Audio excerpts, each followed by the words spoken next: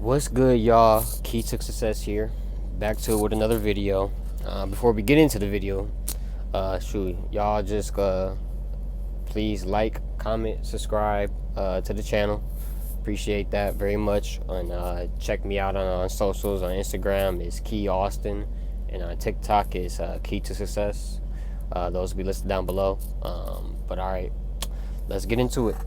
So, if y'all seen the video on TikTok or see me posted here in my reels for shorts for the quick version, but I'm going over the longer version on the 5 things I love about trucking. So here we go. So the first thing I love about trucking is shit. You get to travel the country for free, essentially, or on your own time. You're getting paid for it. So that's always what's up. Me personally, I like going to the West Coast. I'm a West Coast type of nigga, and I feel like the drive is a longer drive, but this West Coast is just better in general. I like being in the warm state, so I ain't trying to fuck with the East Coast or nothing like that. So, but anyways, but if you someone who always, never left their state or their city, and you're thinking about getting into trucking, this is definitely a positive. You get to see a lot of things, a lot of people, different cultures you get to experience. It's just there's a lot of stuff that you just get to experience versus just being stuck in the city or even just driving specifically in your city. So that's one thing I love about trucking. You get to, like I said, you get to see different cultures. So especially with food, because I'm a food type of dude. Especially in Cali, I feel like there's a large variety of food to go from, and it's just everywhere. Versus in Milwaukee, there's varieties of food, but some places it's good and bad. But don't get me wrong, Milwaukee does have its restaurants that you can and do like to go to and whatnot. But I just feel like through the western states or even some of the southern states and stuff like that, I feel like there's a lot more variety, especially with the food trucks going around that over there. It's food truck here, food truck there. It's food trucks everywhere. You pull up to a shipper, you're waiting. You'll see a food truck pop up in the morning, lunchtime, or even dinner time, depending on what's going on with that receiver. They already, this food trucks already know what's happening. They there. Truck drivers gonna want to eat. Majority of them are eating. They like food. They gonna eat. Cause if you already know, if you're a trucker, ain't much you could pack up and just have with you. So it's nice to have something different than what I got in here. You got pizza bagels. I got pizza bagels. You got TV dinners. I got popcorn chicken, and you get sick of that shit. So a food truck for 100 is definitely something close to a home cooked meal. So I like that a lot. So I fuck with that shit. But besides that, there's a lot of restaurants you can stop at if you really want to. You're not limited on anything that you can do out there. So that's why I like, or just in general, that's why I like trucking. You get to travel. You get to do all this stuff essentially for free. So ain't nothing ever wrong with that. You're making money while you do it, and yeah, that's one thing.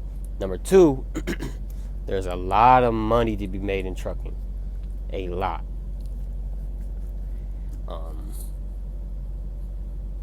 There's different trucking you can do, which I'm doing reefer. And if some of you don't know what that is, that's a refrigerated trailer. I have a basically refrigerator at the front of my trailer, and it cools or freezes the inside of the trailer depending on what commodity I am carrying. But yeah, reefer. You got reefer, and you got dry van. You got flatbed, which turns into step deck or oversized. You got you got car hauling, and you got hot shot, small guy shit. But what was that? So that's reefer, dry van, flatbed, step deck, reefer, dry van, flatbed, step deck, oversized, car hauling, and fucking hot shot. That's several different ways you could possibly, not ways, but avenues you can make money in trucking. So with that being said, it's a lot of motherfucking ways to me. I'm just repeating myself right now. I don't know what the fuck, but anything that you see in your house is brought to you by a truck. And I'm gonna get more to that in my fifth way, but it's everything that you see is gonna be delivered by a truck. You mean reefers for food, dry vans for any of the dry products, clothes, wood. You can put wood chips. There is some food products that can go in there depending on what they are. Concrete, construction goods. So that's all. If I miss something, let me know. Put in a comment down below. Send me a message. I'm not familiar 100% with dry van, but y'all get the point. And you got flatbed, which is what I used to do. You got steel. You got any steel commodity, coils, whether it's flat roofing stuff. You got wood. You got poles. You got that's pretty much going to be all the construction stuff. You could do cars on there too as well, the smaller kind. You can start doing the bigger stuff when you do step deck and oversized. You generators. The oversized is for like the big old construction vehicles, your bulldozers, dump trucks type of stuff, military equipment. You got that, and that's not even getting into just basic car hauling. Then you got car hauling, moving all your vehicles. That new vehicle that they make in Cali or wherever the hell they make vehicles at, they ain't just driving it from California to fucking Maryland or Maine. They putting it on the truck and it's getting there on the truck. They're not going to drive 3,000 miles or whatever it is to get from California to Maine. They ain't doing that. Then you got Hot Shot, which does a little bit of everything: cars, generators, wood, coils, just a lighter set of stuff. But anyways, those are all ways you can make money in trucking, and that's why I say there's a lot of money to be made. You just have to work for it. So now we're going to get into the third part. Third reason why I love trucking is you can do it actively and passively. So the active ways is what I'm doing right now. I am driving the truck myself. I'm an owner operator and I operate my own truck. Simple as that. You're out here on the word busting your ass. The other way is either a regular CDL company driver. Again, out there busting your ass driving. The other way that is active is you got freight brokering. Pretty much that is you are someone who has their authority, that can have their own trucks on with them or have other trucks sign on with them, and they are directly connected with shippers. Pretty much they're the middleman between it's the shipper, then it's the freight broker, and then it's the owner operator trucking company or whatever it may be. So they're the middleman essentially. But they're the ones who finds the loads and gives the loads to a trucker. So if you're a freight broker, you need to get your authority. You need to get the annuity, or what's it? I think it's annuity. No, surety bond. That's what it is. Surety bond. You need a surety bond. And then the other thing is getting the insurance, which that's the most expensive part. But other than that, after that, you just have to work, network, cold call, whatever you got to do to get these connections with these shippers. Or if you just already have a natural connection, that's great. So you got to tap into every avenue if you want to make money in the freight brokerage. Once you find that, it's you put the loads on a load board, or you already have a company you work with, whatever it may be, you dish those out to that truck company or the individual owner operators like myself. So that's that, and then you got dispatching, which is like in the middleman of middleman, which is you got, like I said, you got the shipper, freight broker, and the trucking company. Now it's shipper, freight broker, dispatch company, trucker. So dispatching is just essentially you are dishing out the work to these truckers. Some freight brokers may not want to do all that dispatching. They may get a dispatch company to do that for them. Or if you're an owner operator like me, I might hire a dispatch company to get me the loads, and I pay them a fee. So that's kind of how dispatching works, and they get a little small percentage of cut, obviously.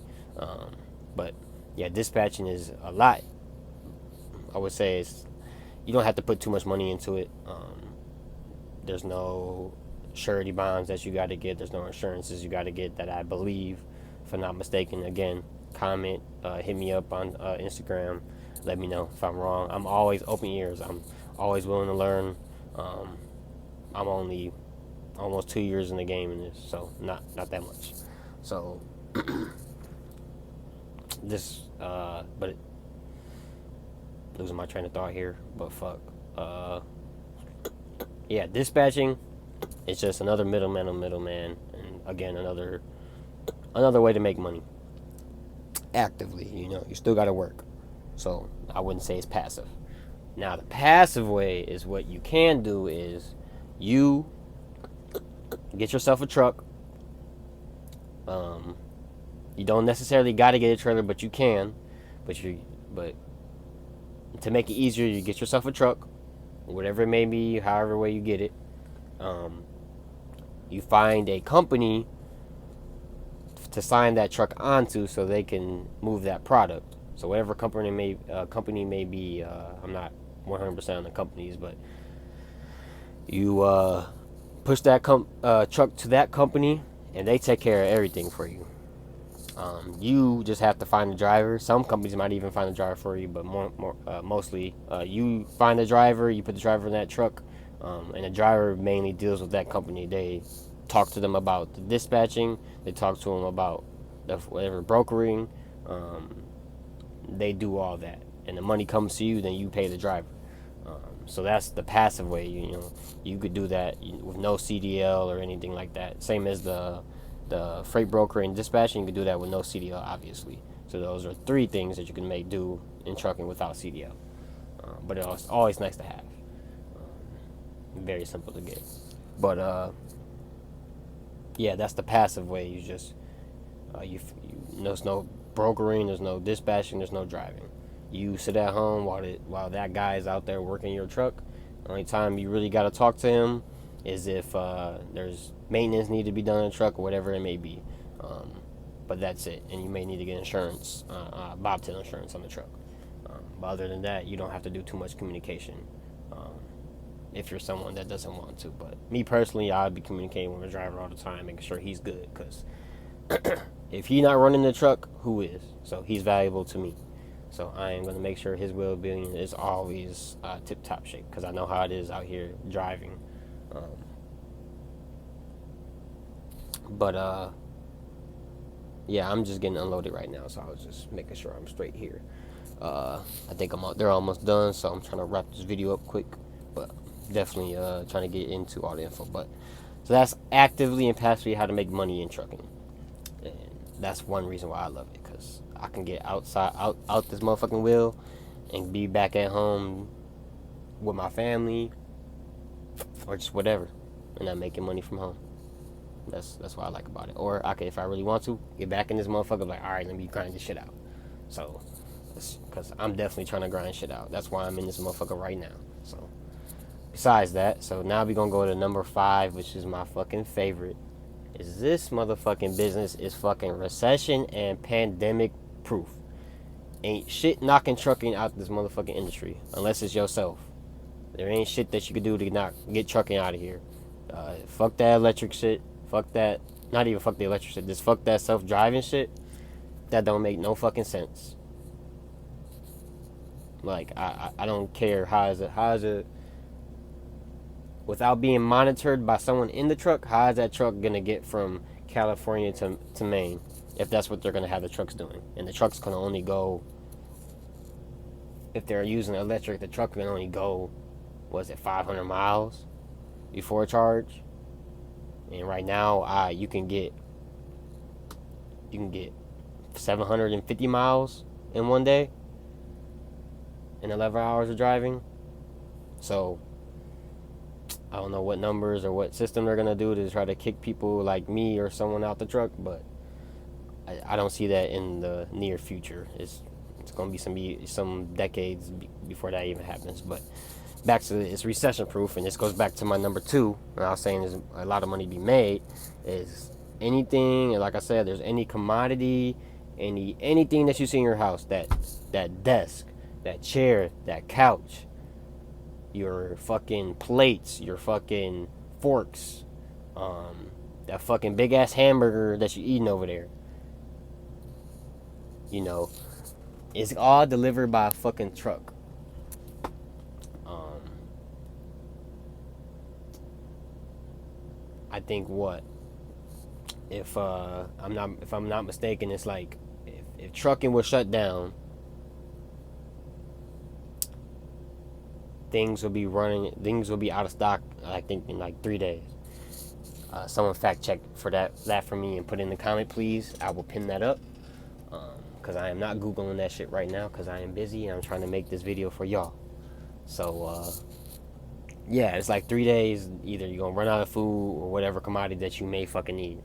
Um, y'all remember COVID? They shut down for 2 weeks, except for essential workers. Truck is essential. You hear that? Truck is a fucking essential to America. As I just said, America's gonna run out of gas, food, and products in less than 3 days. And we were shut down for 2 weeks. Now imagine if they didn't let none of that shit happen. It would be y'all thought it was what?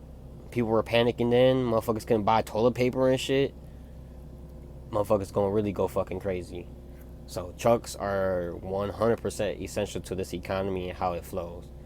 So from building houses to delivering food to make the construction on the street, construction anywhere, all these restaurants, all these big supermarkets, superstores, Walmarts, they can't sell shit if they don't got shit.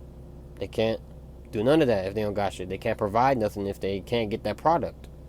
So that's why it's pandemic and recession proof. It's always going to be running. It's not something like your office job or working at a regular McDonald's. They're getting kiosk at McDonald's, kicking out the motherfucking cashier, or motherfuckers were getting laid off from jobs because they ended up, or they let them work from home. Then they realized like as a company we don't need these certain people to be doing this because we could do this and do that. Now you're out of this job that you was with for 15 years. You thought you were secure. Now you're scrambling, looking around, and you can't do nothing.